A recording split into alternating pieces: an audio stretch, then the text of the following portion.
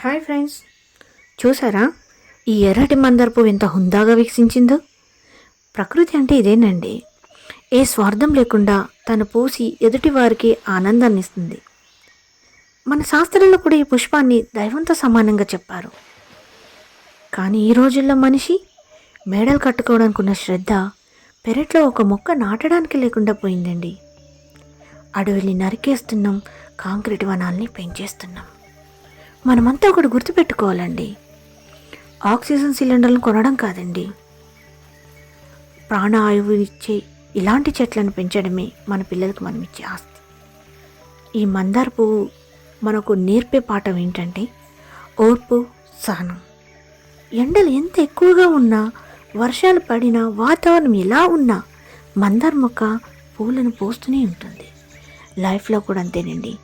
మనకి ఎన్ని అడ్డంకులు ఎదురైనా మన ప్రయత్నాన్ని ఆపకూడదు. ఇది ఒక గ్రేట్ లెసన్. నా వీడియో కనుక మీకు నచ్చితే లైక్ చేయండి, షేర్ చేయండి, నా ఛానల్ని సబ్స్క్రైబ్ చేసుకోండి. బాయ్.